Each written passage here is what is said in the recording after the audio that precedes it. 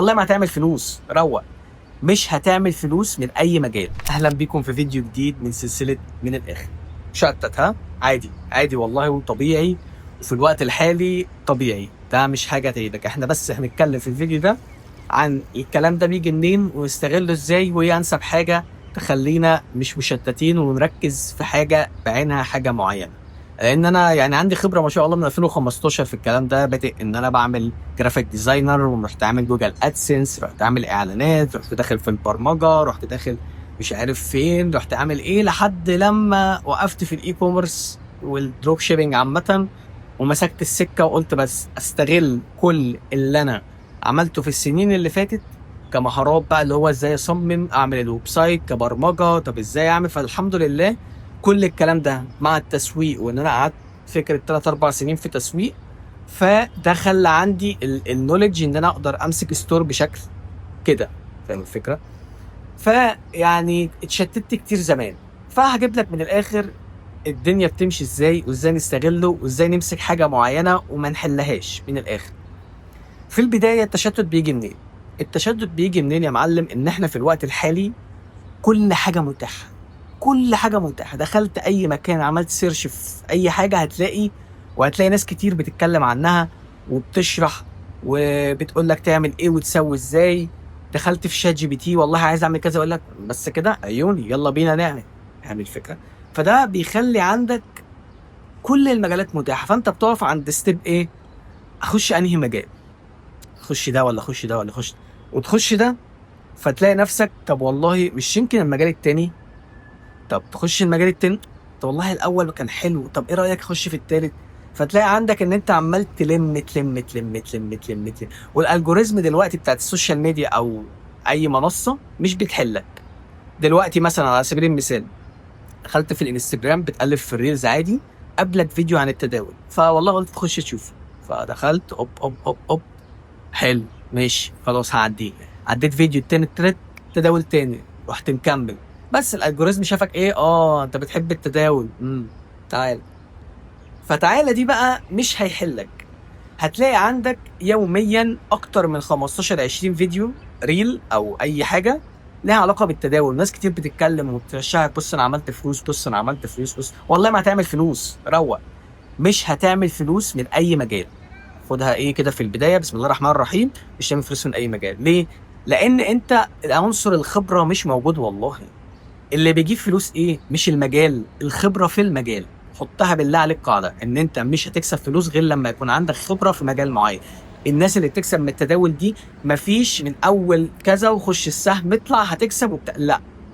انا اعرف ناس قعدت بالاربع والخمس سنين عشان تعرف تبقى فاهمه الدنيا، فاهمه الصوره ماشيه ازاي. فما تخليش اي حاجه لحظيه تشغلك. هتكسب في الاي كوميرس او الدروب شيبنج في اول يوم؟ والله العظيم ما هتكسب. ليه؟ ما انت ما عندكش خبره. فاهم الفكره؟ امتى تكسب؟ لما يبقى عندك خبره في كرييت الستور الصح، عندك خبره في اختيار الاد الصح، عندك خبره في ازاي تعمل اعلانات، ازاي يبقى عندك مهارات. طول ما انت عندك مهارات تكسب اي مجال. ايه اللي خلاني في الدروب شيبنج كويس؟ المهارات اللي كانت معايا، مهارات التصميم، بعرف اصمم، مهارات البروجرامينج، اعرف اعمل ستور صح، مهارات التسويق. فهي دي اقدر اخش بيها اي مجال انجح فيها، مش فكره ان المجال ده بالاخص، لا. فاللي بطلبه منك ايه؟ اكسب مهارات. شوف، دلوقتي لو هتشتغل في الاي كوميرس او الدروب شيبنج، مهاراتها ايه؟ والله مهاراتها 1 2 3. عندك تو اوبشن. حابب توفر فلوس وتخش انت بنفسك؟ مفيش مشكله، خش، بس هيبقى عامل حسابك اللي انت هتتعب فيها اكتر، هتبقى عندك مجهود كبير هتبذله عشان توصل لحاجه توفر لك فلوس وتطور لك.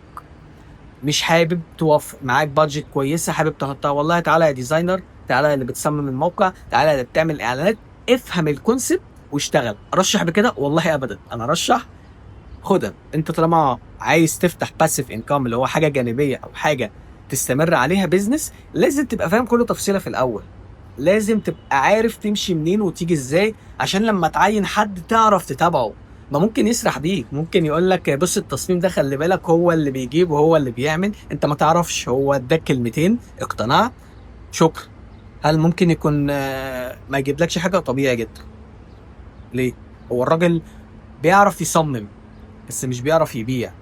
فاهم الفكره؟ طب جبت واحد بيصمم وبيبيع ما بيعرفش يسوق، اتعلم. افتح شوف المهارات، والمهارات مش بتزعل مش بتشتت.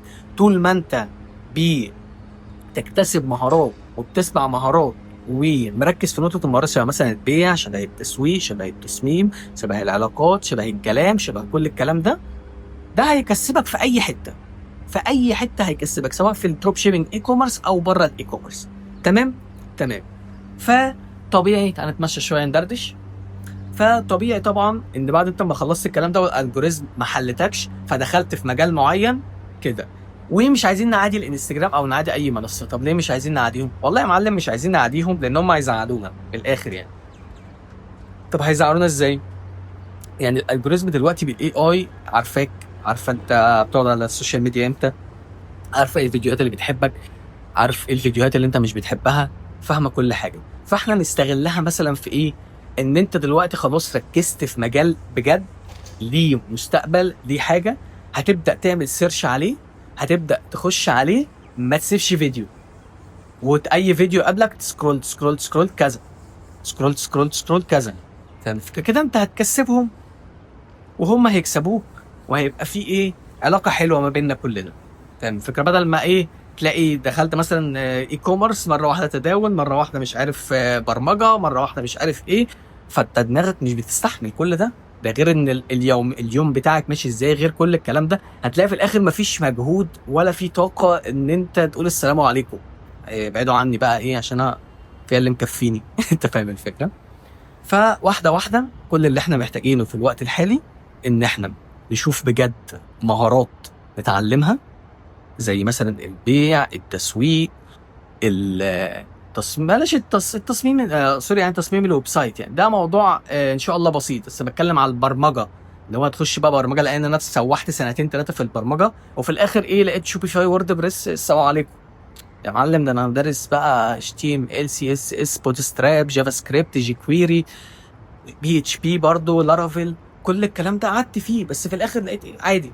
هل بقى هكابر مع نفسي واقول لا يا عم انا هعمل ويب سايت لارافيل PHP معمول من الصفر بالكود ده انا اللي عامله كامل؟ لا. ايه اللي قدامي احسن؟ شوبيفاي، يو كان، لايك فانلز، ووردبريس، كويسين كويسين والدنيا جميله و10 على 10، خلاص واي نوت. مفيش اي سبب يستدعي ان انا ما اشتغلش عليهم. فاهم الفكره؟ فتبدا تمسك المهارات بتاعتك، تمسك مجال. طالما انت متابعني دلوقتي في الاغلب بنسبه كبيره ان انت مهتم بالاي كوميرس، مهتم بالدروب شيبينج، فاحب اقول لك ان في البدايه انت مش هتعمل فلوس عشان ما عندكش خبره. فلما تكتسب الخبره هتعمل فلوس والله. يعني خدها مني كده.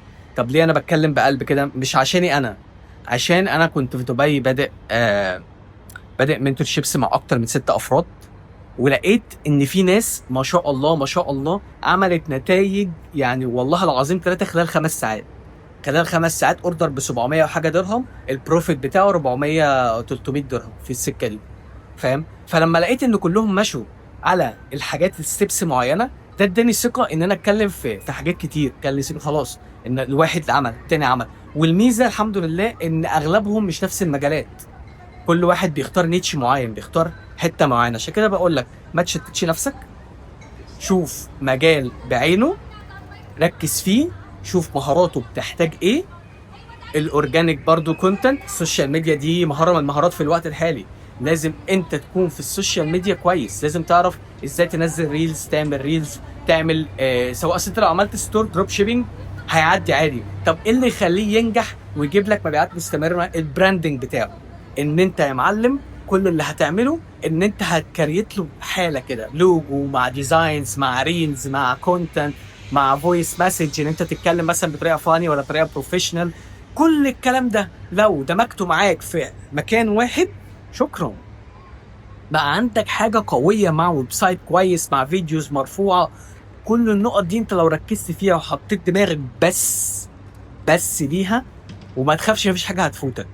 نظريه الفومو اللي هو والله هتفوتني ولو ما دخلتش في ده فده هيروح عليا، طب بص ده، لا، خدها كده.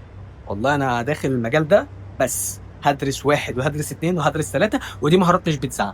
والله ما جاتش معاك الدروب شيبنج او الاي كوميرس في الاخر، انت راجل معاك تسويق. انت لو ازمت بيك الحياه، يعني في فتره من الفترات كان خلاص بخ بقى مفيش اي حاجه، عملت ايه؟ بعرف اعمل تسويق.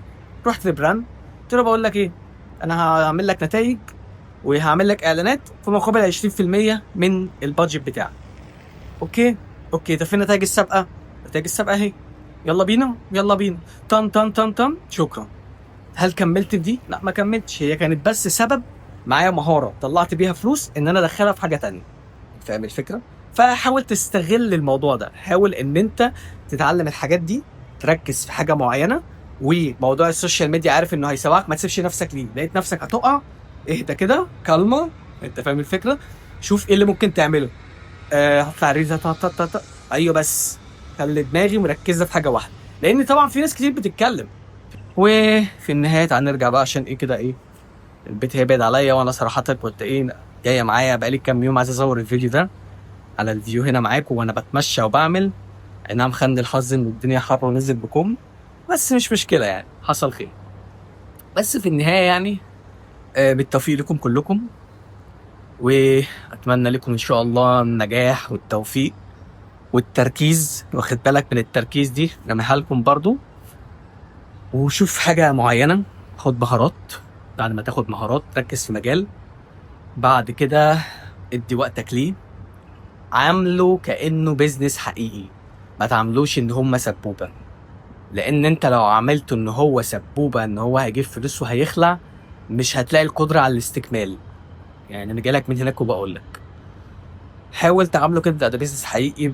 اكونتس على السوشيال ميديا، ليه فويس معين، ليه ويب سايت قوي، ليه حاجات معينة، نيش معين اللي هو مثلا انا راجل ببيع هدوم اطفال، خلاص ما تحرقش. راجل ببيع العاب اطفال، شكرا. راجل ببيع حاجات شعر، شكرا. وصدقني يعني انا جاي لك والله وبقول لك جربها وتعيدي. وبكده نكون خلصنا الفيديو النهارده. ما تنساش تعمل لايك، سبسكرايب، سيب كومنت، سؤال بقى، اي حاجه يعني، اثبتوا وجودكم يعني. شوف انا بكلم نفسي ولا ايه يعني. واهم حاجه اشوفكم في فيديو جديد.